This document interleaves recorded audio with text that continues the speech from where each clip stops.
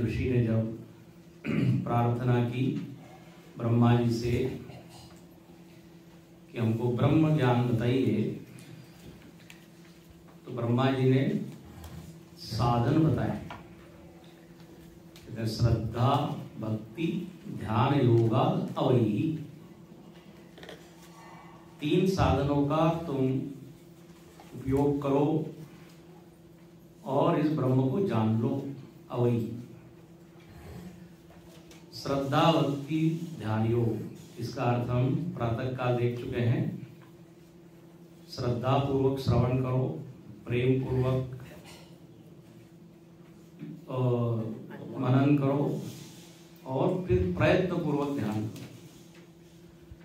और आप लोगों ने अभी चिंतन किया ही होगा इसके ऊपर, तो विषय और भी स्पष्ट हुआ होगा। तो श्रवण मनन करो और उसके बाद कहते हैं ध्यान योग करो। ध्यान योगा वही। जिन लोगों ने ये किया उनके लिए यहाँ पे उपनिषद क्या कहती है, वो सन्यासी है, वो जीवन मुक्त है, शुद्ध सत्वाहा, शुद्ध अंतःकरण वाले लोग हैं। ऐसे लोग मुक्त हो जाते हैं, परिमुच्यन्ति। अब यदि हमको भी मुक्त होना है और हमको भी यदि सन्यासी होना है वास्तव में, तो श्रवण मनन और ध्यान करना है। अब तीसरा जो विषय है ध्यान योग, उसके ऊपर यहां विशेष प्रकाश डालते हैं कि बोले ध्यान योग एक ऐसी साधना है जो कि बहुत सूक्ष्म है। श्रवण देखिए आसान है, मनन उससे कठिन है और ध्यान उससे भी कठिन है ना, क्योंकि आलंबन कम होते जाता है। जितना सपोर्ट कम होगा उतनी वो साधना डिफिकल्ट होगी। श्रवण में तो क्या है, आलंबन ही आलंबन है। वक्ता का आलंबन है, शास्त्र का आलंबन है। श्रवण में तो बहुत आसानी है। आसानी क्या है, बीच में से उठ के जा भी सकता है, सो भी सकता है बीच में, फिर थोड़ा बहुत कुछ है। ऐसा करना नहीं चाहिए, लेकिन मनन थोड़ा डिफिकल्ट है, क्योंकि मनन में आपको, मनन मतलब एक तो स्वयं चिंतन करना, दूसरा आप लोग जो स्वाध्याय करते हैं वो भी मनन है, चर्चा करना। गुरुदेव ने जो अभ्यास वर्ग की जो सिस्टम बनाया है, स्टडी ग्रुप, वो मनन है। वो कहते थे मनन में या स्टडी ग्रुप में, study group should produce more light than heat. प्रकाश ज्यादा होना चाहिए। देख लीजिए अपने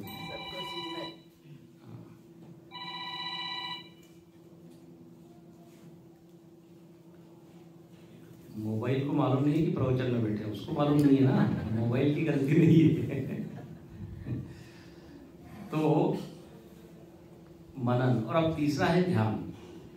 और आपने ये टेक्निकल पॉइंट सुना होगा कि श्रवण से क्या होता है, तो बोले अज्ञान की निवृत्ति हो जाती है। ये खूब सुना है ना आपने। जब आप सुनते हो तो अज्ञान समाप्त हो जाता है, किसी भी चीज का, आत्मा की बात नहीं कर रहा हूं। स्वामी विवेकानंद जी के बारे में आपने सुना, तो सुनते ही उनके बारे में जो इग्नोरेंस था, अज्ञान था, वो चला गया। अमेरिका के बारे में कुछ सुना तो बोले अच्छा ऐसा देश है, ज्ञान हो गया। वस्तु, व्यक्ति, देश, अभी जो टीवी पर जो एडवर्टाइजमेंट आती है वस्तुओं की, तो सतत हमको ज्ञान कराती है कि एक चीज मार्केट में आ गई है, अरे आप सो रहे हो, आप आओ खरीदो, तो ज्ञान कराती है। तो सुनने से क्या होता है, अज्ञान खत्म होता है। ये बहुत महत्वपूर्ण पॉइंट है। लोग श्रवण को महत्व नहीं देते। लोग कहते हैं श्रवण से क्या होगा, सुनने से क्या होगा, लेकिन हम बार बार कहते हैं सुनने से ही होगा। जितना ज्यादा सुनोगे उतनी ज्यादा क्लैरिटी आती जाती है, स्पष्टता आती जाती है, ठीक है नहीं? इसलिए बिनु सत्संग विवेक न होई, बिना सत्संग के विवेक नहीं होता। देखो विवेक के लिए वहां सत्संग को ही बताया है हेतु। सत्संगत्वे निस्संगत्व, निस्संगत्वे निर्मोहत्व। इसलिए सत्संग को लोग हल्का मान ले रहे हैं। उनको लगता है ध्यान और प्राणायाम और है ना वो ज्यादा महत्वपूर्ण है, लेकिन वेदांत में तो श्रवण पर ही ज्यादा जोर दिया है। तो श्रवण से ज्ञान की निवृत्ति, श्रवण के बाद फिर कभी हम अकेले में बैठते हैं तो फिर कुछ प्रश्न आते हैं, शंका आती है, अरे ये कैसे कह दिया सर कि आत्मा निर्विकार है, और शरीर तो बदल रहा है तो आत्मा भी बदलनी चाहिए। अब ऐसा है कि प्रश्न आ गया, तो फिर उस प्रश्न को लेके आप विचार कर रहे हो तो शंका आती है, तो बोले मनन करने से ये शंकाएं दूर होती है। आपको नहीं वो समझ में आ रहा है तो दूसरे से पूछो। तैत्तिरीय उपनिषद में भी कहा कि उस समाज में ऐसे विद्वान लोग होंगे, उनके पास जाके आप पूछिए, शंका की निवृत्ति कीजिए। तो मनन करके क्लियर कीजिए डाउट्स। अब डाउट्स भी क्लियर हो गए, अब क्या करना है? तो बोले आत्मा को लेके शंका नहीं रही, आत्मा का ज्ञान भी हो गया है। देखो श्रवण में आत्मा का ज्ञान हुआ है। ज्ञान इन द सेंस कि अब आत्मा कोई ऐसी अननोन चीज नहीं रही। मालूम पड़ा कि आत्मा सत है, आत्मा चैतन्य का नाम है, लेकिन अब उसको हमको अपने में देखना है कि क्या वास्तव में मैं हूं यही जो बताया वो, तो वो ध्यान में दिखता है। इसलिए ध्यान में क्या होता है, जो हमने सुना उसका कंफर्मेशन होता है। ये ध्यान रखिए, ध्यान में नया ज्ञान नहीं होता, जो ज्ञान आपको हुआ है वो सही है, ये वेरिफिकेशन कंफर्मेशन आप ध्यान में करते हैं। कई बार क्या लोग हम सुनते हैं ध्यान करने से आत्मा का ज्ञान होगा, ऐसा लोग बोलते हैं। आत्मा का ज्ञान तो सुनने से हो जाता है, लेकिन उसको सत्यापित करना, उसको अनुभव कर लेना, ये कहाँ है ध्यान में? ठीक है ना? अब श्रवण में हमने सुना कि आत्मा आनंद रूप है, तो अब कैसे उसको हम कंफर्म करें? तो बोले आप बैठिए, देखिए आनंद रूप है कि नहीं। आत्मा निराकार है, आंख बंद करके देखिए कुछ आकार दिखता है क्या अहम का, है कि नहीं? तो ये बात है। इसलिए ध्यान के बारे में लोगों ने बहुत आधा अधूरा समझा है।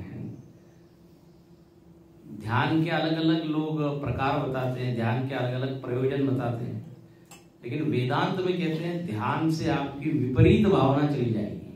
एक शब्द है विपरीत भावना, मतलब मैं शरीर हूं, मैं जीव हूं, मैं मनुष्य हूं, ये जो भावना पक्की बैठी है, ध्यान से ये थोड़ी हल्की हो जाती है, शिथिल हो जाती है। बोले नहीं, अरे ये जो मैंने समझा है ये तो नहीं, इसके अलावा मैं हूं। तो ये आपको कब मालूम पड़ेगा? जब आप अंतर्मुखी होकर देखेंगे, क्योंकि व्यवहार में तो शरीर, मन, बुद्धि, इंद्रिय, इनके साथ ही हम रहते हैं, और ये कभी हम नहीं पहुंच समझ सकते कि मैं सच्चिदानंद हूं। बात समझ रहे हैं?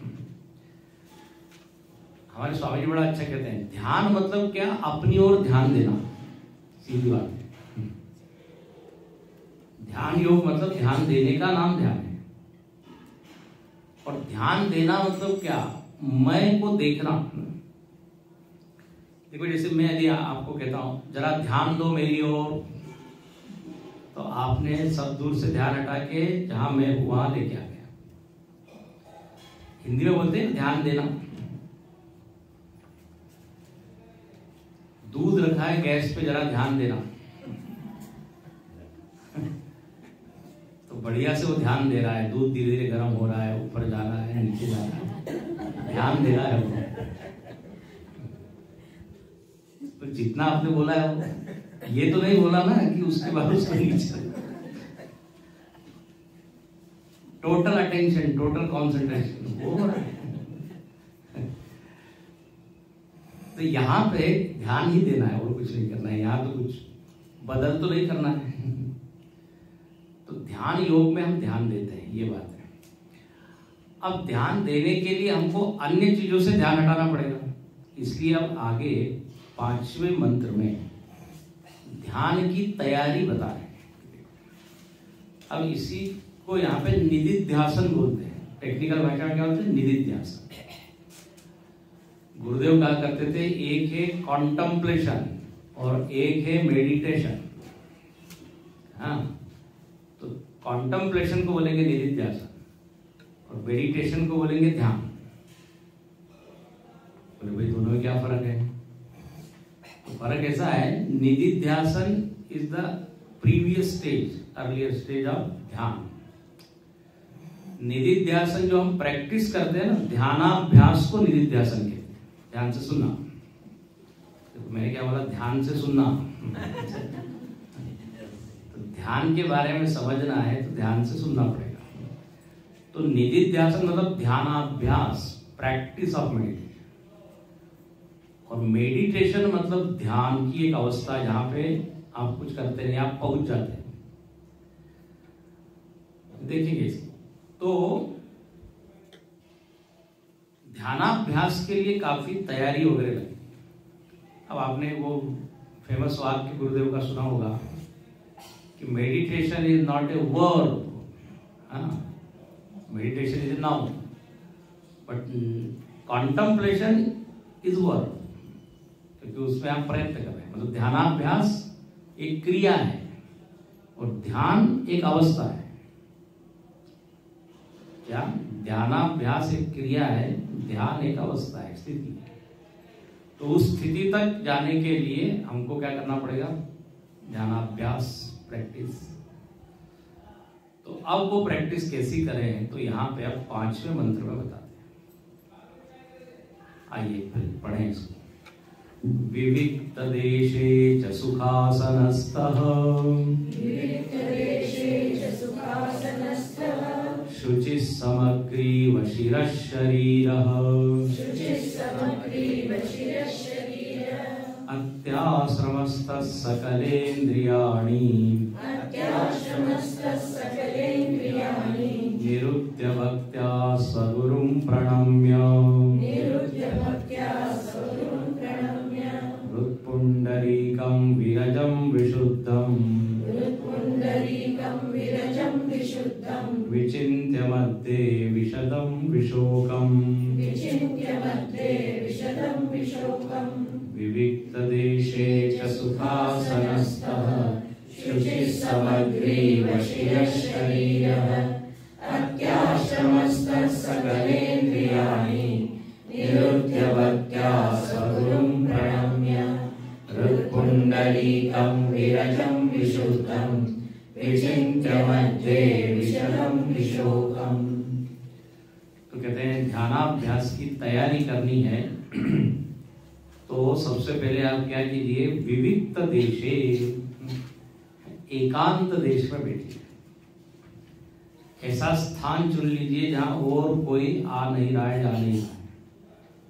सॉलिटरी प्लेस, सॉलिट्यूड में चलिए। एकांत, विविक्त देश, ये गीता में बिल्कुल यही शब्द आता है। विविक्त देश सेवित्वम अरतिर जन संसदी। ज्यादा लोगों के बीच में बैठ के ध्यान नहीं होगा। ध्यान के लिए तो अकेला, और अकेला मतलब अकेला, हाँ, दुकेला नहीं, विथ वाइफ एंड ऐसा नहीं, फैमिली एंड अकेले, एकला चलो रे, ये अकेला जाने का बात है। तो विविक्त देश, एकांत स्थान में, एकांत स्थान में हम बैठे और किस तरह बैठे हैं, तो लिखते हैं सुखासनस्थम। सुखासनस्थम ऐसा आसन हो जिसमें दुख न हो, कष्ट न हो, तनाव न हो। तो देखिए, एक होता है देश, कोई भी आपको काम करना है तो सही देश होना चाहिए, प्लेस ना। हर कार्य का एक प्लेस होता है, हर जगह हर चीज नहीं हो सकती। अब रेलवे स्टेशन पे ध्यान करोगे तो जरा, खैर एक्सपर्ट हो तो कोई बात नहीं, लेकिन या मार्केट में, it is not the right place. Shankaracharya ने वर्णन किया है अपने गीता भाष्य में, बोले कोई नदी का किनारा हो, नदी पुली, गिरी गुहा, कोई पर्वत हो, गुफा हो, ऐसा लिखते हैं। या फिर वो कहते हैं पवित्र देश हो, इसमें भी आ गया है ना शुचि, पवित्र, क्योंकि वातावरण का बहुत प्रभाव पड़ता है मन। नारद जी गए हिमालय में, हिमगिरी गुहा, एक हिमालय में बड़ी सुंदर गुहा थी, वहां वो बैठे। और जो नारद जी हर 2 क्षण में कहीं न कहीं घूमते रहे, क्योंकि उनको शाप मिला हुआ है कि 2 क्षण से ज्यादा आप रुक नहीं सकते, वो वहां पे बैठ गए, उनकी समाधि लग गई बिकॉज ऑफ दैट वातावरण। लोग बोलते हैं अरे कितने अच्छे वाइब्स, वाइब्रेशंस, आजकल की जो भाषा है, वाइब्रेशंस, और एकदम फिर मन शांत हो जाता है, एकाग्र है। तो वातावरण का प्रभाव अपने ऊपर पड़ता है। 2 चीज का प्रभाव पड़ता है, देश और काल, टाइम। अब जिस समय कहते हैं ध्यान के लिए सुबह का समय सबसे उत्तम है, हालांकि दोपहर में भी कर सकते हैं, रात में भी कर सकते हैं, ध्यान का ऐसा कोई नहीं, लेकिन सबसे, क्योंकि उस समय मन कंपैरेटिवली रिलेटिवली शांत रहता है। सुबह प्रकृति में ऐसा कुछ प्रभाव होता है प्रकृति का, तो समय और स्थान, space and time, place and time, तो यहां पे उसका थोड़ा संकेत किया है। तो ऐसा स्थान हो जहां पर अपवित्रता न हो, जहां पे जाके मन चंचल न हो, अशांत न हो। एक होता है मन जगह की स्वच्छता और एक होती है पवित्रता। ये 2 में थोड़ा सा फर्क है ना, स्वच्छता और पवित्रता। गंगा जल में यदि आपने कपड़े को धोया है तो वो क्या है, पवित्र है। हो सकता है वो स्वच्छ ना हो लेकिन गंगा जल पवित्र है। और पेट्रोल में धो दिया तो स्वच्छ है, स्वच्छ है, और उसको पवित्र कहेंगे कि नहीं। स्वच्छता और पवित्रता, वातावरण में दोनों हो तो बेस्ट है। तो शुचौ विविक्त देश। अच्छा, और एकांत हो। अच्छा, एकांत की इतना क्यों जोर दिया है? क्योंकि देखिए, आपको होना है अंतर्मुखी। यदि 2-3 लोग हो तो मन बहिर्मुखी होगा, मन का अटेंशन कहां जाएगा, लोगों के। व्यवहार में हम अपने पास रहते ही नहीं है, व्यवहार में हम हमेशा लोगों को ही देखते रहते हैं। लेकिन अब ध्यान में हमको देखना है अपने को, तो मन अपने पास होना चाहिए। तो अपने पास होने के लिए एकांत चाहिए। एकांत मतलब एक और अंत हो, बस एक अंत, नो अदर। तो विविक्त देश सेवित्वम, यहाँ सुखासन। अच्छा, अब आसन की बात करते हैं, कैसे बैठे हैं। तो अब बैठने के लिए वैसे तो बहुत सारे आसन बताए हैं, पद्मासन, सिद्धासन, वज्रासन, सुखासन। हाँ, लेकिन यहां पे क्या लिखा है, सुखासन। आप चाहे जिस आसन में बैठिए, लेकिन उस आसन में comfortably you will be able to sit. ध्यान रखना कि ध्यान में बैठना इंपॉर्टेंट नहीं है कि कौन से आसन में आप बैठ रहे हो। महत्वपूर्ण ये कि आप शरीर को भूल पा रहे हो कि नहीं। ध्यान से सुनिएगा इसको, शरीर को भूलना ये है मेन पर्पस। तो पद्मासन तो लगा के बैठा है, लेकिन इतना तनाव आ रहा है उसके घुटनों में, पैर में। नहीं बोले, बाबा जी को देखा है वो पद्मासन में बैठते हैं, हम भी बैठेंगे। ठीक है बैठिए, लेकिन यदि तनाव हो तो वो आपके लिए नहीं। गुरु जी बड़ा अच्छा कहते हैं, बोले बैठ तो गया पद्मासन में, उठ नहीं पा रहा है, पैर निकल नहीं पा रहे, तो दो लोगों की आवश्यकता पड़ती है। और ये सुखासन नहीं, ये दुखासन हो गया है। इसलिए गुरुदेव कहते थे कि आप कुर्सी पे भी बैठ सकते हैं, चेयरस्थ। जैसे देखिए, आपकी जब नॉर्मल श्वास चलती है तो आपको मालूम भी नहीं पड़ता कि श्वास चल रही है कि नहीं। जब कुछ सर्दी खांसी होती तब, ऐसे जो हाथ पैर जब ठीक ठाक होते हैं, कुछ उसमें रोग नहीं, तनाव नहीं, तो आपको मालूम भी नहीं पड़ता है कि आपका शरीर है कि नहीं। तो बोले इसलिए ऐसे आसन में बैठो कि आप इस शरीर को भूल सको, क्योंकि हमको अब मन के ऊपर जाना है, फिर मन से बुद्धि पे जाना है, फिर आत्मा की ओर चलना है। इसलिए स्थिर सुखम आसनम, जो पतंजलि जी ने आसन की परिभाषा दी है, स्थिरता हो और सुखरूपता। ध्यान रखना, स्थिरता भी जरूरी है। सुखरूप तो हो गए, आराम से बैठे पैर फैला के, सुखरूप तो है, सुखासन तो है, लेकिन उसमें स्थिरता नहीं है, हाथ पैर हिला रहे हैं, ऐसा नहीं स्थिर। स्वामी जी बड़ा कहते थे, बोले बैठने की आदत नहीं होती लोगों को तो श्रवण करते समय भरतनाट्यम होता है।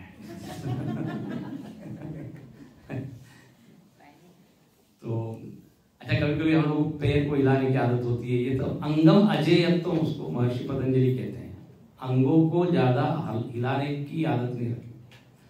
देखिए, जैसी आदत होती है ना, वैसे ही फिर ध्यान में भी वैसे ही होगा। यदि हम स्थिर कभी बैठे ही नहीं और अचानक हम सोचे कि ध्यान काल में हम स्थिर बैठेंगे, नहीं होगा, क्योंकि शरीर को आदत नहीं है। तो यहां लिखते हैं सुखासन हो, स्थिर हो। अच्छा, अब पोस्चर क्या हो, तो बोले समग्रीव शिर शरीर, तीन चीजें एक लाइन में हो, सिर, गला और ये बैकबोन, ये तीनों कैसे हो, बिल्कुल इसे समग्रीव शिर। गीता में क्या शब्द आता है, समकाय शिरोग्रीव धारयन नचलम स्थिर, है ना। तो वही है, भगवान ने थोड़ा सा फर्क कर दिया, यहां पे लिखते शरीर वालिद्य काय, तो ये तीनों एक लाइन में हो, ऐसा सीधा। और कहते पैर और ये जो भाग है, इसमें कितने का एंगल हो, 90 डिग्री का एंगल, ऐसा। तो ये सबसे अच्छी क्या है, पोजीशन होती। और जितनी ज्यादा देर हम स्थिर बैठ सके, बच्चों को खेल खिलाते हैं ना, स्टैचू स्टैचू, आसन को सिद्ध करना चाहिए। आसन सिद्ध मतलब कहते 2-2.5 घंटे आप बिना हिले बैठ जाए तो सिद्ध हो गया। 2-2.5 घंटे या 2-2.5 मिनट नहीं बैठ पाते, उसके लिए प्रैक्टिस की जरूरत है। तो सीधा, अच्छा सीधा शरीर क्यों कहा गया, ऐसा आगे झुक के या पीछे झुक के, ऐसा क्यों नहीं। तो बोले जब आप सीधा बैठते हो तो गुरुत्वाकर्षण की जो रेखा है, गुरुत्वाकर्षण बल की जो रेखा है, वो आपके शरीर के सेंटर में से पास होती है और वो आपके शरीर को बैलेंस बनाने में मदद करती है। कई बार हमने इससे विषय बताए हैं अलग अलग सत्संगों में। देखो, आप यदि इसे थोड़े झुके रहेंगे तो वो टेंडेंसी क्या होगी, नीचे झुकने की होगी ना, क्योंकि वो ग्रेविटेशनल फोर्स जो है, आप ऐसे बैठेंगे तो हेल्प करेगा। यदि ऐसे बैठेंगे तो बार बार गिरने का डर हो, इसलिए सीधे। स्वामी जी मजाक करते हैं, लोग पूछते हैं कि हम ध्यान में बैठे थे कि नहीं, इसकी पहचान क्या है। बोले हम आधा घंटा ध्यान करते हैं। स्वामी जी बताइए, हम ध्यान में थे कि नहीं, कैसे जाने। बड़ा मजाक करते हैं, बोले तुम जब बैठे थे तब कैसे थे, तब 90 डिग्री का एंगल था क्या, बोले हाँ। जब उठे तब कौन सा एंगल था? 45। मतलब वो ध्यान नहीं था, नींद थी। बैठे बैठे आप सो रहे थे और भले ही आपने लोगों को ये कहा होगा कि मैं ध्यान के लिए जा रहा हूं और अभी डिस्टर्ब मत करना। तो जितनी देर बैठे सीधा बैठे, ये कहने का। गुरुदेव कहते थे पूर्ण विराम और क्वेश्चन मार्क। बैठे तो पूर्ण विराम, धीरे धीरे धीरे क्वेश्चन मार्क। बोले धीरे धीरे मेरा सिर ऐसा। आप ही कहते हैं अंतर्मुखी होना चाहिए, तो अंतर्मुखी हो। इंट्रो तो बोले नहीं, समग्रीव शिरः शरीर। देखिए ध्यान कोई ऐसी बहुत हल्की फुल्की चीज नहीं है, इसके लिए काफी बल चाहिए, प्रैक्टिस चाहिए। इसलिए गीता में भगवान बोलते हैं अभ्यास है तो कौन थे वैराग्य न थे। अभ्यास और वैराग्य के बिना ये ध्यान सफल नहीं होता। अच्छा, अब आप बैठ गए, हो गया, एकांत स्थान है, अच्छा समय है, स्थिर बैठे हैं, सीधे बैठे हैं। अब अगली सूचना क्या है? अत्याश्रमस्थ। अत्याश्रमस्थ मतलब आश्रम का अतिक्रमण करके बैठिए। अत्याश्रम, इसका अर्थ ये होता है कि हम देखो कोई ना कोई आश्रम को बिलोंग करते हैं। ब्रह्मचर्य आश्रम, गृहस्थ आश्रम, वानप्रस्थ आश्रम, संन्यास आश्रम, ये आश्रम। आश्रम मतलब आश्रम नहीं है। तो इन आश्रमों को भूल के आप बैठिए कि मैं गृहस्थ हूं या मैं सन्यासी हूं या मैं, बोले ये नहीं। आप इस समय क्या है, वो केवल ध्याता हो। ये यदि हम गृहस्थ बन के बैठे तो गृहस्थ की ड्यूटी सब याद आएगी। इसलिए उस समय के लिए हम भूल जाए कि मैं पति हूं, पत्नी हूं, है कि नहीं? भाई देखिए, आप ऑफिस में जाते हो तो ऑफिस में यदि ऑफिसर या वॉट एवर एम्प्लॉय आप बैठते हो कि वहां पे आप पति नहीं होते। वहां पे जो आपकी उपाधि आपने धारण की, वहां यदि मैं पति हूं तो फिर बस घर की याद आती है, पत्नी क्या कर रही है, भोजन बना रही है कि नहीं, ये that time you to forget. अच्छा, घर में आके फिर ऑफिस को भूल जाइए। लोग गड़बड़ क्या करते हैं, घर में ऑफिस को ले आते हैं, ऑफिस को घर में ले आते हैं। तो अत्याश्रमस्थ मतलब जिस समय जो करना है, जिस समय आपकी जो उपाधि है, और जो ध्यान में है तो बस मैं केवल प्रायोरिटी क्या होगी, ध्यान। इसलिए एक शब्द दिया अत्याश्रम, सब चीजों से विरक्त हो जाए। 1 घंटे के लिए हम सन्यासी। और गुरुदेव वहां पे सिद्धवाड़ी में क्या करते थे, शिविर करते थे, तो सबको एक वो ड्रेस दे देते थे, लाल कपड़ा। बोले 7 दिन के लिए आप टेम्पररी क्या हो, सन्यासी हो। तो वो याद, उस ड्रेस के कारण बार बार याद रहता था कि हम यहाँ शिविर के लिए आए हैं, ऐसा। तो यहां पर लिखते हैं कि जब आप ध्यान में बैठे हैं तो भूल जाए। दूसरी चीज है अत्याश्रमस्थ सकलेन्द्रियाणि निरुद्ध्य। चलिए, अब मानो कि पूछा शिष्य ने, इंद्रियों का क्या करें? शरीर को बिठा दिया, इंद्रियां हैं, कितनी इंद्रियां हैं? 5 ज्ञानेंद्रियां, 5 कर्मेंद्रियां। तो उसको क्या करें? तो सकलेन्द्रियाणि निरुद्ध्य, सारे इंद्रियों को रोक लो। इसको महर्षि पतंजलि कहते हैं प्रत्याहार। प्रत्याहार, देखो आहार, आहार मतलब क्या, भोजन। ये इंद्रियां सतत भोजन कर रही है। ध्यान से सुनिए, आंख, नाक, कान, जो नेत्रेंद्रिय, श्रोत्रेंद्रिय, घ्राणेंद्रिय, रसनेंद्रिय, इनका भोजन है क्या? शब्द, स्पर्श, रूप, रस, गंध। ये सतत आहार कर रही है। और जब इनको आहार नहीं मिलता तो बड़ी बेचैन हो जाती है ना। आंखों को यदि कुछ बढ़िया देखने को नहीं मिला टीवी पे या कोई घर में बैठे हुए हैं, तो आंखें कहती है कुछ बढ़िया वाला भोजन नहीं, जरा घूम के आते, जरा देख के आते। अच्छा, जिसको प्रवचन सत्संग सुनने की आदत है तो उसके कान प्यासे होते हैं। कान प्यासे हैं, बहुत दिन में कुछ सुना। और फिर प्रवचन में आके आज कान तृप्त हुए। जैसे भोजन बढ़िया वाला भोजन मिला तो तृप्ति होती है कि नहीं। एक स्वामी जी को खीर मिल जाती थी, बोले आज ब्रह्मानंद मिला, तृप्ति हुई। तो ये इंद्रियों की तृप्ति निरंतर हम करते रहते हैं, ठीक है।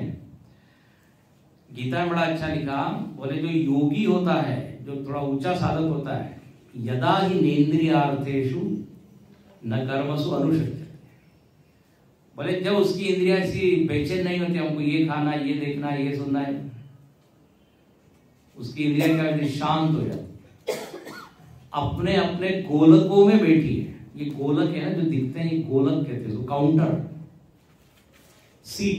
Seat of all sense organs. So they are remaining there, they are not moving out. तो ये जो स्थिति है इसको प्रत्याहार, अब आहरण करना उन्होंने छोड़ दिया। प्रति आहार मतलब आहार का उल्टा, उपवास।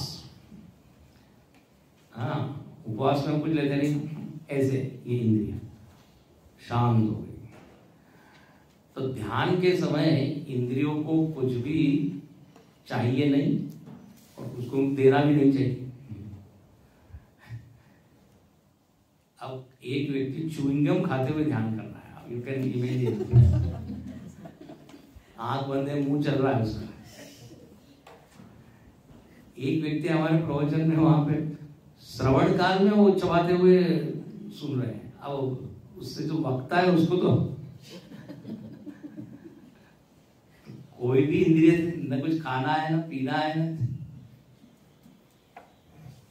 ये प्रत्याहार। तो निरुद्ध, इसको अपने वेदांत की भाषा में क्या कहते हैं, दम कहते हैं इंद्रियों का। चक्षुरादि बाह्य इंद्रिय निग्रह, इंद्रिया अपनी अपनी बैठी है। नहीं तो ये इंद्रिया क्या है, इनको यदि भोजन नहीं मिला तो ये आंदोलन करती है, हमारी मांगे पूरी करो, हमारी मांगे पूरी। लेकिन जिसने प्रैक्टिस से उसको रोक लिया वो आंदोलन समाप्त कर देती, आप जो कहेंगे वो। तो इंद्रिया भी शांत हो गई। अब क्या करें, भक्त्या स्वगुरुम प्रणम्य, अब बोले अपने सदगुरु को प्रणाम कीजिए, प्रेम से, भक्ति से। यहाँ पे देखिए ये बहुत महत्वपूर्ण सूचना है। अब हम जा रहे हैं अंतर यात्रा के ऊपर, प्रवास। और जब प्रवास के लिए चलते हैं तो हमको आशीर्वाद चाहिए कि नहीं।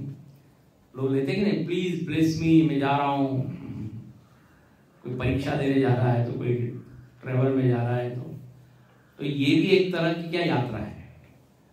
तो गुरु से मन ही मन क्या है, आशीर्वाद की कामना कि हम इस यात्रा में सफल होवे, हमारा ध्यान लगे, ध्यान के जो फायदे बताए हैं, लाभ बताए हैं, वो हमको होवे, ऐसा। तो स्वगुरुम प्रणम्य, भीतर भीतर प्रणाम कर हो गया। तो इतनी सारी ये बाहर की एडजस्टमेंट हो गई। अब एक्चुअली बता रहा है कि किसका ध्यान करना है, ध्येय और कहां करना है। देखिए ध्यान के बारे में 4-5 चीजें आप सुन लीजिए। एक होती है ध्यान की तैयारी, जैसे अभी तक हमने क्या बताया, ध्यान की तैयारी। दूसरा होता है ध्यान की प्रक्रिया, ध्यान में एक्चुअल में क्या करना है। लोग बाहर की तो सब तैयारी कर लेते हैं, लेकिन एक्चुअल मालूम नहीं रहता क्या करना है। ध्यान कक्ष बना लेते हैं, एसी लगा लेते हैं, पंखा लगा लेते हैं, वो अगरबत्तियां ले आते हैं, जिससे एक वातावरण निर्मित होती है। लेकिन क्या करना, तो बोले वो मालूम होना चाहिए। ध्यान की प्रक्रिया, फिर ध्यान के विघ्न, ध्यान में विघ्न आते हैं। महर्षि पतंजलि जी ने 13 प्रकार के विघ्न बताए हैं। व्याधि, स्यान, संशय, प्रमाद, आलस्य इत्यादि। एक सूत्र है पूरा, 2 सूत्र है, विघ्न आते हैं। हालांकि वो सब यहाँ वर्णन है नहीं, लेकिन आपको बता रहा हूं। और चौथा पॉइंट होता है कि ध्येय क्या है, किसका ध्यान करना है। ये स्पष्ट होना चाहिए, सबसे महत्वपूर्ण बात। ध्येय के बारे में मालूम ही नहीं तो क्या ध्यान करेंगे। Object of meditation. इसलिए हम अगले श्लोक में छठा जो मंत्र है उसमें ध्येय का ही वर्णन है। तो ध्यान की तैयारी, ध्यान में विघ्न, ध्यान के प्रकार किस तरह से करना है, ध्येय क्या है, ध्यान का प्रयोजन क्या है। हाँ, अब यदि हम पूछे ध्यान से क्या मिलेगा, तो देखो सब लोग अलग अलग उत्तर देंगे। कोई कहेगा ध्यान से क्या शांति मिलती है, कोई कहेगा ध्यान से एकाग्रता बढ़ती है, एकाग्रता के लिए हम ध्यान करें, कोई कहेगा ध्यान से शुद्धि होती है, ये सब सही है। कोई कहेगा ध्यान से ब्लड प्रेशर ठीक होता है इसलिए मैं करता हूँ, कोई कहता है डायबिटीज ठीक होता है, शुगर लेवल ठीक होता है। और शुगर लेवल क्यों ठीक करना चाहते हैं, बोले फिर मिठाई खा सकते हैं। तो ध्यान का प्रयोजन हुआ मिठाई खाना।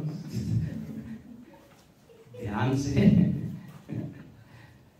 ये इतने ज्यादा लोग क्यों योगासन वगैरह करते हैं, क्योंकि they can enjoy worldly thing, ये है रियलाइजेशन के लिए करते हैं। ठीक है, चलो ये गौण लाभ है, गौण सेकेंडरी।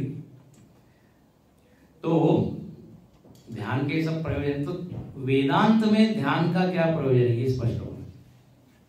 तो जैसे अभी हमने बताया, विपरीत भावना कम करना और आत्मा को ठीक से अनुभव कर लेना, जो बताया वो ही है, इसके लिए। बाकी तो ठीक होता ही है, मन शांत होता है, एकाग्र होता है। बल्कि मैं थोड़ा और इसको करेक्ट कर दूं, जब मन शांत होता है तब आप ध्यान कर सकते हो, ये एक्चुअली है। जब मन शांत होता है तब आप आत्मा का ध्यान कर सकते हो, अशांत मन से क्या ध्यान होगा। अच्छा, तो अब यहां पे आगे बताते हैं कि जो ध्येय विषय है वो क्या है। तो लिखते हैं, हृत्पुंडरीकम विरजम विशुद्धम विचिन्त्य मध्य विशदम विशोकम। बोले हृदय कमल में, हृदय मध्य में अपने ध्यान को लेके आओ। तो इधर उधर इधर उधर देख रहे हैं, उसके बजाय कहा अपने हृदय में। गुरुदेव एक प्रैक्टिस कराते थे हमें, जब ध्यान की क्लास लेते थे, तो उसको कहते हैं थॉट मसाज, विचार मालिश। विचार मालिश मतलब मन को पूरे शरीर में घुमाना, सिर से पैर तक, पैर से सिर तक, ऐसे। Watch your body to bring your attention to the mind, to the body. उसको मन को बाहर से रोकने के लिए कहा, किसका ध्यान करो, शरीर का ही ध्यान करो। ऐसा यदि किया जाए ना तो बिल्कुल होता है, आप बाहर की चीज भूल जाते हैं।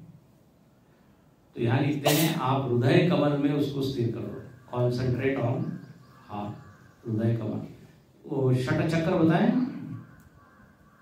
भ्रूमध्य, स्वादिष्ठान, मणिपुर, ये सब नाम है चक्रों के। आज्ञा चक्र, विशुद्ध चक्र, अनाहत। तो सरल भाषा में या तो हृदय में या भ्रूमध्य में, यहाँ पे अलग अलग बताए योग मार्ग में, जहां पे आपको कंफर्टेबल हो। सिर नहीं दुखना चाहिए, नहीं तो भ्रूमध्य में वो खींचतान के एकदम यहाँ पर। ध्यान का फल क्या हुआ, सिर दर्द। सहज होना चाहिए। इसलिए आपने सुना होगा, जितनी भी मेडिटेशन की आपने क्लासेस अटेंड की, रिलैक्स रिलैक्स, बार बार वो सूचना देते हैं ना, गाइडेड मेडिटेशन। शिथिल करो, ये नहीं तो खींचतान के। तो हृदय में ऐसा, गीता में जैसे भगवान ने क्या कहा, नासिकाग्रम स्वम दिशश्चानवलोकन, नाक के आगे देखो, ऐसा भाव होना। मतलब ऐसी आंख की पलकें ऐसे नाक के टिप ऑफ दिस में। बोले तो बड़ा कठिन है, अपना नाक तो दिखता नहीं है। तो वहां शंकराचार्य लिखते हैं, मानो कि आप देख रहे हो नाक को, मानो कि एज तो। और वहां भगवान ने स्वम शब्द लिखा है। स्वम मतलब अपनी नाक को देखना है, दूसरे की नाक को नहीं देखना। भगवान बड़े स्वम नासिकाग्रम। तो ऐसा मतलब नहीं तो बोले नाक खा दे। तो रुद पुंडरीकम, हृदय में पलके झुकी हुई। अच्छा, अब ध्यान करें आत्मा का। अब आत्मा कैसा है? विरजम, विशुद्धम, ये सब आत्मा के लक्षण है। बोले जिसमें कोई अशुद्धि नहीं है, रज नहीं है, जो परम विशुद्ध है, विशद मतलब स्वच्छ है, उसमें कोई मल नहीं है, निर्मल। ऐसे इस आत्मा का क्या करो? ध्यान करो। और चलो अगला मंत्र पढ़ लेते हैं। अचिंतम अव्यक्तम अनंत रूपम, शिवं प्रशांतम अमृतम ब्रह्म योनिम, तथादिमध्यांत विहीनमेकम् विभुं चिदानंदमरूपमद्भुतम् अचिन्त्यमव्यक्तमनन्तरूपम् शिवं प्रशान्तममृतं ब्रह्मयोनिं तथादिमध्यांतविहीनमेकं विभुं चिदानंदमरूपमद्भुतम्। अब इस पूरे मंत्र में केवल आत्मा का वर्णन है, ध्येय का वर्णन है। देखिए ध्यान में तीन चीज होती है, ध्याता, ध्येय और ध्यान। तो ध्याता का वर्णन अभी तक हुआ कि उसको सीधा बैठे, शांति से बैठे, इत्यादि इत्यादि। अब किसका ध्यान करना है? तो आत्मा का। तो आत्मा वस्तु कैसी है? तो बोले अचिंत्यम। अचिंत्यम मतलब जिसका चिंतन हो नहीं सकता। तो अब ये अचिंत्य मतलब चिंतन नहीं हो सकता। तो किसका चिंतन हो सकता है?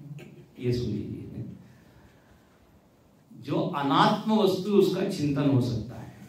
देखो जिसमें कोई आकार है उसका चिंतन आप कर सकते हो क्या? जिसमें 4-5 चीजें हैं उसका तो ध्यान आप कर सकते हो। नाम है, रूप है, गुण है। You can think about something which has got some qualities. एक एक क्वालिटी के ऊपर आप चिंतन कर सकते हो, उसके फॉर्म के ऊपर चिंतन कर सकते हो, उसके रंग के ऊपर चिंतन कर सकते हो। लेकिन जिसमें ये सब चीजें है ही नहीं तो उसको क्या बोलेंगे? अचिंत्य। यदि आपने कोई आकार को पकड़ा और कहा ये आत्मा है क्या? बोले नो नो नो, क्योंकि इट इज फॉर्मलेस। इसलिए नाम, रूप, गुण, जाति, संबंध, ये 5 चीजें हैं जिसके द्वारा लोग चिंतन करते हैं किसी भी व्यक्ति का कहिए, वस्तु का कहिए। भाई आप जब किसी से परिचय प्राप्त करते हैं, सबसे मिलते हैं, तो पहली क्या बात होती है? नाम क्या है? और अच्छा ये नाम है, फिर इस नाम का मीनिंग लोग सोचते हैं, वाह बड़ा अच्छा नाम है, इसका मीनिंग ये। Started thinking about it. अच्छा, नाम उसी का होगा जिसका रूप होगा। कोई भी चीज मैन्युफैक्चर होती है, कोई भी चीज आती है तो उसका एक नाम होता है। कोई भी, जैसे बच्चे का जन्म हुआ, एक रूप आया, तो फिर क्या हुआ? नामकरण संस्कार। लेकिन अब जिसका रूप ही नहीं है उसका फिर नाम कैसे होगा? तो जो फॉर्मलेस है वो क्या है? नेमलेस है। समझ में आ रही है ना बात? इसलिए चिंतन नहीं हो सकता। तो नाम रूप से परे है, ये आपने खूब सुना होगा ना, परमात्मा नाम रूप से। देश काल विषयादि वर्ग, क्या नाम रूप गुण दोष वर्जिता। ये आत्मा का वर्णन है विवेक चूड़ामणि। ब्रह्म तत्त्वमसि ध्याय, ब्रह्म तत्त्वमसि भावयात्मनि।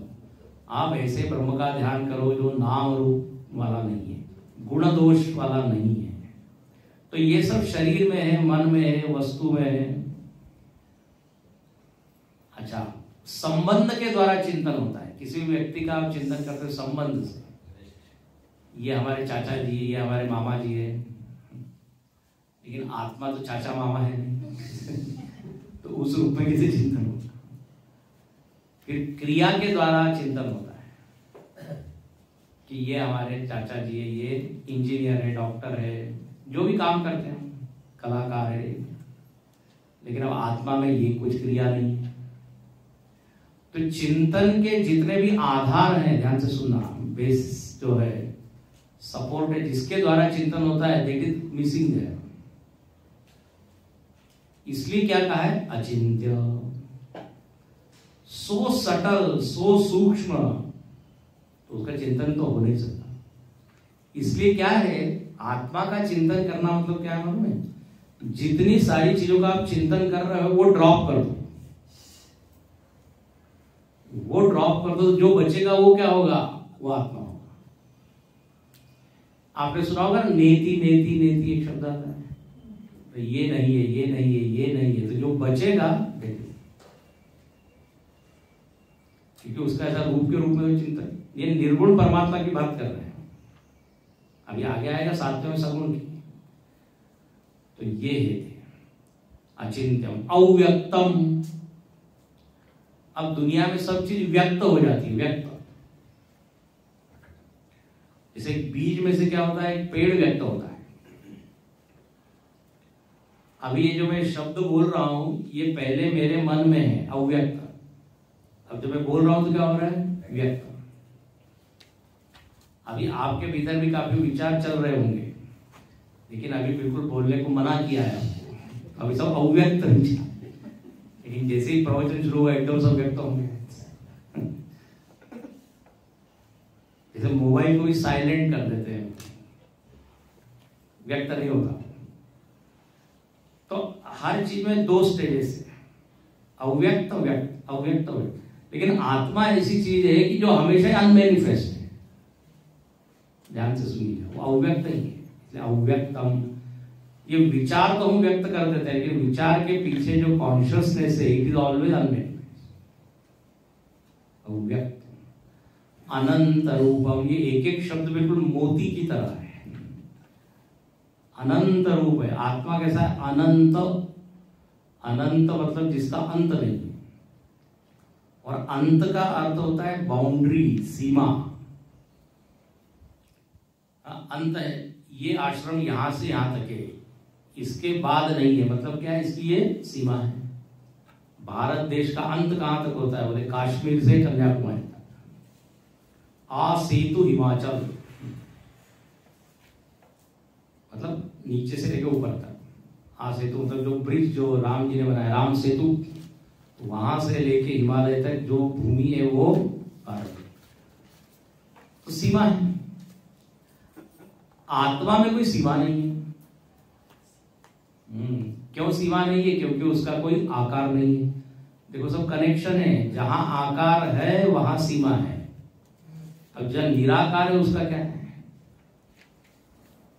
जैसे स्पेस है, स्पेस निराकार है तो उसका कोई सीमा नहीं। लेकिन पृथ्वी का आकार है तो उसका डायमीटर है। अलग अलग मंगल, बुध, जितने भी चंद्र हैं, जो ग्रह है, लेकिन स्पेस निराकार।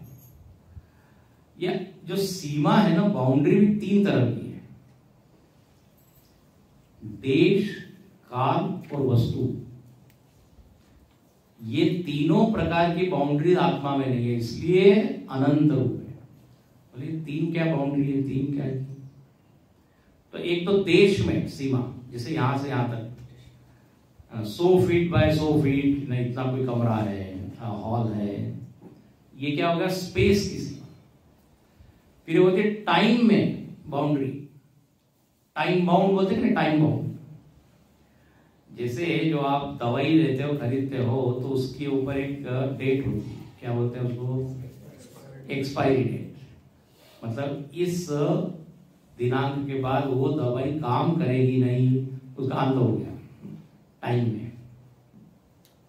स्वामी बड़ा अच्छा बोलते, एक ने लाइफ सेविंग ड्रग बनाया, लेकिन उसके ऊपर भी एक्सपायरी डेट है, उसकी भी लाइफ है। हाँ, इसके बाद काम नहीं करेगी। हर चीज समय में मर जाती है, समय में अंत होता है। अब जैसे प्रवचन भी शुरू हुआ है तो इसके समय में ये अंत भी होगा ना। बोले बहुत अच्छा, धन्यवाद। ये अनंत होता तब तो कठिन ही हो जाता, कठिन अंत होता है इसका भी। तो एक समय में, लेकिन आत्म वस्तु ऐसी है, न तो देश में उसका अंत है न समय में। आत्मा की लाइफ नहीं है, शरीर की लाइफ है। इसलिए क्या कहते हैं, न जायते म्रियते वा। ये अनंत शब्द बहुत व्यापक है, इसके ऊपर जितना चिंतन। अच्छा, वस्तु में सीमा होती है। वस्तु की सीमा मतलब एक वस्तु में है, दूसरे वस्तु में नहीं है, उसको कहते हैं वस्तु में अंत होना। जैसे पुस्तक का अंत इस पुस्तक रूपी वस्तु में ही हो गया। पुस्तक घड़ी में नहीं है, घड़ी इसमें नहीं है, क्या हारमोनियम में, तो लिमिटेड बाय ऑब्जेक्ट। लेकिन आत्म वस्तु सब में है, तो न तो वस्तु के द्वारा उसको बांध सकते हैं, न समय के द्वारा, न देश के द्वारा। इसलिए उसको बोलते हैं अनंत। शिवम प्रशांतम अमृतम ब्रह्म योनि। ये आत्म वस्तु कैसी है? शिवम, शिव मतलब कल्याणकारी। शिवम का सीधा अर्थ यदि करें तो जहां पर आनंद है। देखिए, जहां मंगल होता है, जहां कल्याण होता है, वही आनंद होता है। तो आत्मा में प्रतिकूलता बिल्कुल नहीं है, दुख बिल्कुल नहीं है। चैतन्य हमेशा ही आनंद रूप है, शिवम। और इसलिए आगे लिखा है प्रशांतम, प्रशांत है, अशांत नहीं है। मन अशांत होता है, आत्मा अशांत नहीं होती। अच्छा, जहां पे आनंद है वही शांति है कि नहीं? शांति और आनंद दोनों साथ में चलते कि नहीं? बोले मैं अशांत हूं लेकिन आनंद में हूं। इसे किसी अशांत और आनंद,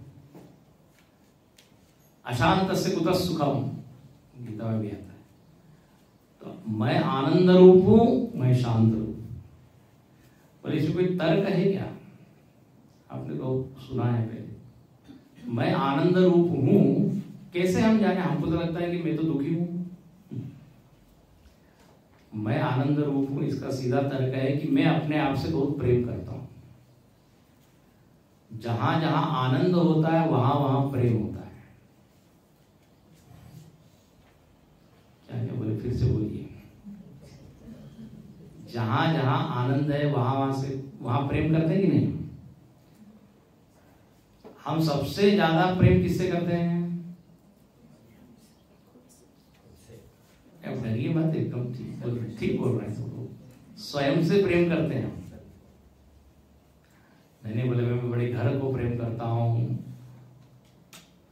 गाड़ी को प्रेम करता हूं। अच्छा, गाड़ी को प्रेम करते हैं, गाड़ी को यदि कुछ गड़बड़ हो जाए तो फेंकते हैं उसको। मतलब नहीं, आपका तो प्रेम है ना, जिससे प्रेम है उसको आप क्यों छोड़ रहे हो? एक ही चीज ऐसी है जिसको आप छोड़ते नहीं, जिससे सबसे ज्यादा प्रेम करते हैं, वो है आप खुद ही। और यदि वहां पे आनंद नहीं होता तो आप प्रेम क्यों करते? सबसे ज्यादा प्रेम अपने आप से है, इसका मतलब सबसे ज्यादा आनंद अपने में है।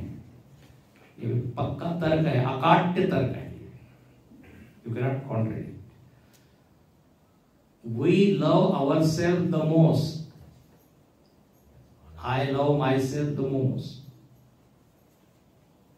अहम अस्मि सदा भामि कदाचित नाहम अप्रिय। तो मैं अप्रिय नहीं होता हूं, इसका मतलब ही कि मैं आनंद हूं। अरे भाई, जो चीज आपको दुख देती है तुरंत आप अप्रिय हो जाते हो कि छोड़ देते हो? तो यहां पर ही तर्क दे दिया। तो अपने में ही आनंद है, ये बहुत जल्दी समझ में आता नहीं है ये। हाँ, अनुभव एकदम, हमको तो लगता है आनंद यहाँ है, वहां है, वहां है, दुकान में, पकवान में, कहाँ कहाँ चीजें। लेकिन ध्यान में हमको ये दिखाई दे सकता है, देता है कि नहीं नहीं, अरे अपने भीतर ही आनंद है। तो शिवम प्रशांतम अमृतम ब्रह्म योनिम। मैं अमृत हूं, ध्यान से सुनना, ये सब वर्णन मेरा हो रहा है, अपना हो रहा है, आपका हो रहा है। मैं ही अमृत हूं, मैं ही प्रशांत हूं, मैं ही। ओ बोले आप, हम समझे किसी ब्रह्म का वर्णन कर रहे हैं आप। ये भी एक बड़ी मजेदार बात होती। ये सब शब्द सुन के लगता है मालूम नहीं किसका वर्णन है। मैं तो ये सब नहीं हो सकता। मैं अनंत हूं, इतना बड़ा हूं, मैं इनफाइनाइट अनंत। गुरु जी अच्छा बोलते, बोले एक व्यक्ति ने कहा कि मैं अपने आप को बड़ा तो मानता था कि मैं बड़ा आदमी हूं, लेकिन इतना बड़ा हुआ ये मतलब इज समथिंग। मैं अनंत हूं। होता ये है कि हम केवल शरीर को ही मैं मानते हैं और फिर वहां सब घटाना चाहते हैं। ये सब कैसे घटेगा, वहां नहीं घटेगा। इसलिए जहां की बात की जा रही है वहां पे अपने मन को ले जाइए और फिर वहां पे सोचिए, तब ये सब चीजें यहां सही है। अच्छा, तथादिमध्यांत विहीनमेकम, आत्मा में आदि मध्य अंत नहीं है। अब देखिए, अभी अभी हमने कहा कि जिसमें आकार है उसका तो आदि मध्य अंत है, लेकिन अब आत्मा का आप बता सकते हो कि यहां से शुरुआत हो रही, सिर से लेके पैर तक आत्मा है, ऐसा नहीं कह सकते। कोई दार्शनिक लोग हैं, उन्होंने ऐसा ही कहा कि जितना बड़ा आकार है शरीर का उतनी बड़ी आत्मा। चींटी में चींटी के आकार का आत्मा, हाथी में हाथी के आकार का आत्मा, ऐसा लोगों ने कहा है, लेकिन ऐसा वो सही नहीं है। जो चीज निराकार है उसका क्या आदि मध्य। तो तथादिमध्यांत विहीनम एकम, हाँ आत्मा एक है। ये भी कॉन्सेप्ट लोगों को जल्दी पकड़ में आती है। एक कॉन्शियसनेस है, हमको क्या लगता है आत्मा अनेक है, 30 आत्माएं बैठी हुई है, कोई नीचे है, कोई ऊपर है, कोई और ऊपर है। ये आत्मा ये नहीं है। ऐसा कई बार लोग भाषण करने में बोलते हैं, प्रिय आत्माओं, बहुवचन में उसको प्लूरल बना देते हैं। ये थोड़े से बारीक बारीक चीजें हैं। वहां पर आत्मा का अर्थ जीव है। जीव में अनेकता है, 30 जीव बैठे लेकिन 30 आत्मा बैठी नहीं। मेरी आत्मा अलग है, तुम्हारी आत्मा अलग है। लोग बोलते हैं ना, तुम्हारी आत्मा तो कितनी शुद्ध है, मेरी तो एकदम ही अशुद्ध है।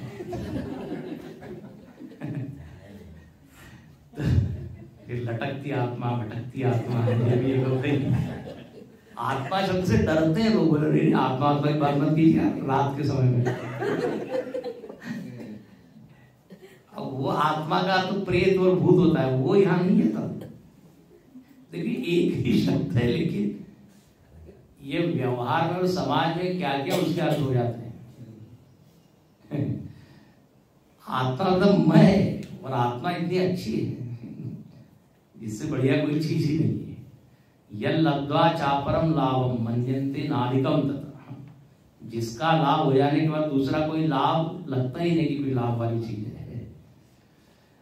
तो ऐसी है निराकार निर्विकार विभुम चिदानंदम अरूपम अद्भुतम। तो ध्यान में हम देखें, मैं ऐसा ऐसा हूं। विभुम, विभुम का अर्थ होता है विविधम भवति, जो सब बना हुआ है वही एक आत्मा सब रूप में व्यक्त हो गया है। विविधम भवति, जैसे एक ही सुवर्ण जो है सारे आकारों में है, एक ही पानी सारे लहरों में है, ऐसे सब वस्तु के अंतरंग में यदि आप जाएं तो आपको एक ही आत्मा मिलेगी। इसे विभू शब्द है। और चिदानंद रूपम, आत्मा क्या है, चिदानंद चैतन्य है। चित मतलब चैतन्य, जड़ नहीं है। और ये आनंद रूप है। ये बहुत अच्छी बात है। आत्मा यदि दुख रूप होता तो हम सब दुखी दुखी होते, और हमको दुखी अच्छा लगता, क्योंकि मेरा स्वरूप हो जाता, मेरा स्वभाव हो जाता। तो अपना स्वभाव आनंद रूप है। कितनी अच्छी खबर है ये, गुड न्यूज, कि हम क्या है, आनंद रूप है। हम बोले लगता तो नहीं है। हाँ, लगता नहीं है। देखिए किसी के पास कोई चीज हो और फिर भी वो ढूंढ रहा है, या उसको लग रहा है कि उसके पास नहीं है, तो उसका एक ही कारण है कि वो जानता नहीं है। ये मोबाइल के साथ यही होता है। मोबाइल जब बजता है तो लोगों को लगता है दूसरे का बज रहा है, अरे भाई तुम्हारा ही है वो देखता देखो देखो मेरा है वो। ये बिल्कुल होता रहता है। तो मेरा फोन बज रहा है लेकिन फिर भी मैं अपनी तरफ नहीं देख रहा हूं, क्योंकि मैं जानता नहीं। ध्यान से सुनना, अज्ञान के कारण चीज होते हुए भी अनुपलब्ध है। तो आत्मा आनंद रूप होते हुए भी आज अनुभव में नहीं आ रहा है, बिकॉज ऑफ इग्नोरेंस, अज्ञान। जिसने विचार किया उसने जान लिया। इसलिए यहां पर कहते हैं कि आप श्रवण कीजिए, मनन कीजिए, फिर ध्यान कीजिए। देखिए, ध्यान का अधिकारी वही है जिसने श्रवण मनन किया है आत्मा के बारे में थोड़ा, नहीं तो कैसे ध्यान करेगा, मालूम ही नहीं है उसको। तो इसलिए कहते हैं कि जब उसने कर लिया उसके बाद एकांत में बैठ के इन शब्दों के द्वारा, ध्यान से सुनिए, शब्दों के द्वारा अपना ध्यान कीजिए। अचिंत्यम अव्यक्तम अनंत रूपम, ये सारे शब्द इंडिकेट कर रहे हैं किसको? आत्मा को। अब जरा मुझको बताइए, अचिंत्य शब्द का उच्चारण करते ही आपको दुनिया की कोई वस्तु याद आई क्या? दुनिया की अनंत, शिवम, प्रशांतम, इन सारे शब्दों का अर्थ मैं हूं। शब्द में एक स्वभाव होता है कि शब्द को सुनते ही अर्थ का स्फुरण होता है। जैसे मैंने कहा कमल, तो कमल कहते हैं आपके भीतर कमल खिल गया कि नहीं? एक कमल। स्वामी विवेकानंद जी, स्वामी चिन्मयानंद जी, तो देखो जी आप उस शब्द का कनेक्शन जिसके साथ है वो तुरंत आती है। अब ये सारे शब्दों का उच्चारण करते ही आप देखेंगे किसी भी जगत के विषय की याद नहीं। इसका मतलब भी ये जगत की कोई वस्तु नहीं है। तथादिमध्यांत विहीनम विभुम चिदानंद रूपम अद्भुतम। अद्भुतम का मतलब है आश्चर्य, अद्भुतम। विचित्र है, विचित्र मतलब, विचित्र मतलब जो हम अर्थ लेते वो नहीं, सामान्य नहीं है ये कहने का। न भूतो न भविष्यति, गीता में और उपनिषद में इसको कहा है आश्चर्य। आत्म वस्तु एक आश्चर्य है, मतलब इसका कोई आकार नहीं, रूप नहीं, और स्वयं कुछ नहीं करता लेकिन उसके कारण सब कुछ चल रहा है। देखो ये आत्मा के लक्षण आश्चर्य है। अच्छा, जिसका वर्णन हो नहीं सकता उसका को वर्णन किया जा रहा है, ये भी आश्चर्य है। अच्छा, और जो इस आत्मा को बता रहा है वो आश्चर्य है। ऐसा वहां लिखा है, आश्चर्यो वक्ता। और जो सुन रहा है और समझ रहा है, बोले अच्छा अच्छा हम समझ रहे हैं, आश्चर्य है। क्योंकि इतना कठिन विषय है, गूढ़ विषय है, उसको समझ रहा है, आश्चर्य है। और किन्हीं लोगों को समझ में नहीं आ रहा है आत्मा क्या है, वो भी आश्चर्य है। हाँ बोले उस कैटेगरी में हम हैं। जिसको नहीं समझ रहा है वो भी आश्चर्य है। वो क्यों आश्चर्य है? क्योंकि भाई आपके बारे में वर्णन हो रहा है और आपको नहीं समझ में आ रहा है, आश्चर्य है। तो अद्भुत, हर चीज इसके अद्भुत है। बोलने वाला, सुनने वाला, समझने वाला, न समझने वाला, अद्भुत चीज है। तो इसलिए जो 7 वंडर्स वगैरह बताए वो तो इसके सामने कुछ नहीं है। सबसे आश्चर्य तो ये है।